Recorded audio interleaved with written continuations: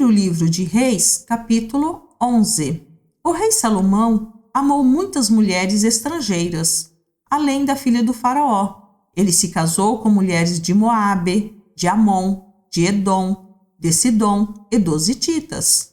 O Senhor havia instruído os israelitas claramente: não se casem com mulheres dessas nações, pois desviarão seu coração para os deuses delas. E, no entanto, Salomão amou essas mulheres. No total, casou-se com 700 princesas e teve 300 concubinas, e elas desviaram seu coração do Senhor.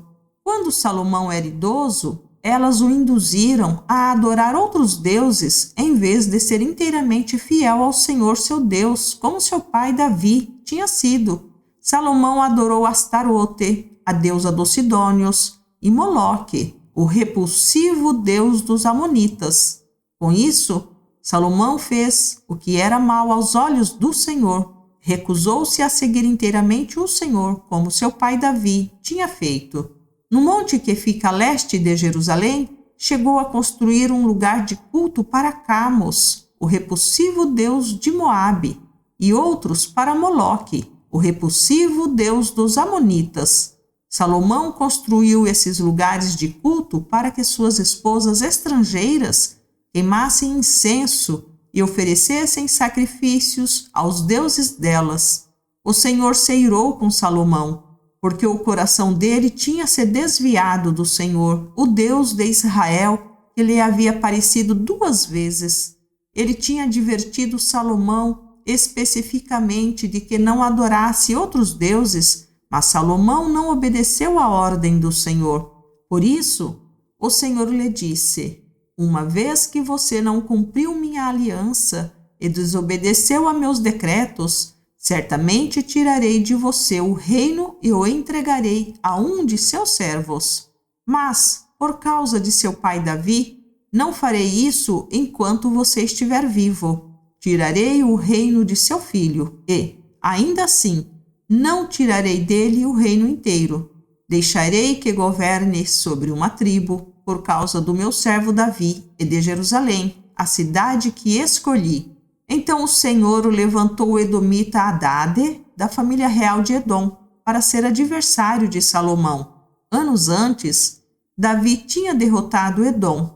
Joabe, comandante do exército de Davi, tinha ficado para trás a fim de enterrar alguns soldados israelitas mortos na batalha. Enquanto estavam ali, mataram todos os homens de Edom. Joabe e o exército de Israel tinham permanecido ali 6 meses, até matarem todos os edomitas. Contudo, Hadade e alguns dos oficiais de seu pai conseguiram fugir e seguir para o Egito. Na época, Hadade ainda era bem jovem. Partiram de Midian e foram a Parã, onde outros se juntaram a eles. Em seguida, foram ao Egito e se apresentaram ao faraó, o rei do Egito, que lhes ofereceu casas, sustento e terras. O faraó se agradou de Hadade e lhe deu em casamento sua cunhada, a irmã da rainha Táfnis.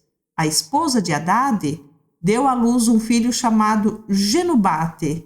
Táfnis o criou na casa do faraó, entre os próprios filhos do faraó. Quando chegou a Hadade no Egito a notícia de que Davi e seu comandante Joabe estavam mortos, ele disse ao faraó: deixe-me voltar para minha terra. Por quê? Perguntou o faraó.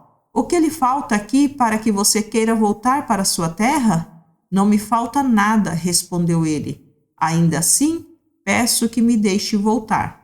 Deus também levantou Rezon, filho de Eliada, para ser adversário de Salomão. Rezon havia fugido de seu senhor Hadadezer, rei de Zobá, e se tornado líder de um bando de rebeldes.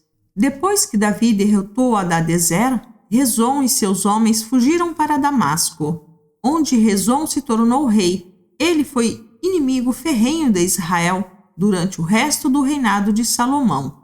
E, assim como Hadade, causou muitos problemas.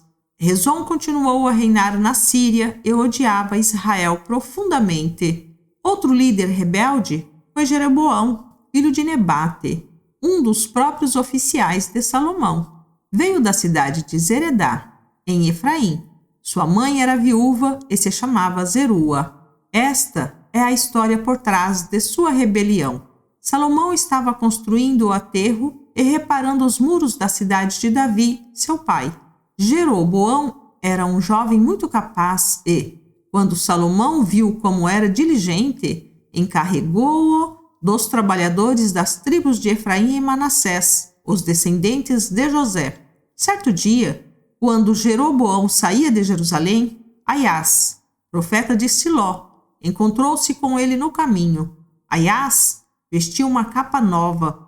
Enquanto os dois estavam sozinhos no campo, Aias pegou sua capa nova e a rasgou em 12 partes. Disse a Jeroboão: fique com 10 pedaços, pois assim diz o Senhor, o Deus de Israel: estou prestes a tirar o reino das mãos de Salomão e entregar 10 tribos a você. Contudo, deixarei uma tribo para ele por causa do meu servo Davi e de Jerusalém, a cidade que escolhi dentre todas as tribos de Israel.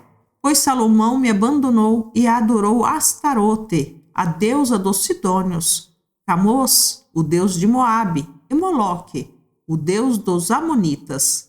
Não seguiu meus caminhos nem fez o que me agrada. Não obedeceu aos meus decretos e estatutos, como fez seu pai Davi. Contudo, não tirarei o reino inteiro de Salomão agora, por causa do meu servo Davi, a quem escolhi e que obedeceu a meus mandamentos e decretos. Manterei Salomão no governo enquanto ele viver, mas tirarei o reino do filho dele e darei 10 tribos a você. O filho de Salomão terá uma tribo, para que os descendentes de meu servo Davi continuem a brilhar como uma lâmpada em Jerusalém, a cidade que escolhi como lugar para o meu nome. Eu o colocarei no trono de Israel, e você governará sobre tudo que o seu coração desejar. Se der ouvidos ao que digo, seguir meus caminhos e fizer o que me agrada, e se obedecer a meus estatutos e mandamentos, como fez meu servo Davi, sempre estarei com você. Estabelecerei para você uma dinastia como fiz com Davi, e lhe darei Israel.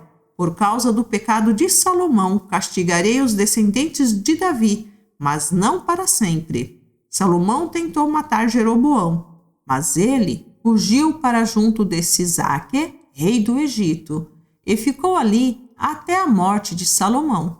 Os demais acontecimentos do reinado de Salomão, incluindo todos os seus feitos e sua sabedoria, estão registrados no livro dos Atos de Salomão. Salomão reinou por 40 anos sobre todo o Israel em Jerusalém.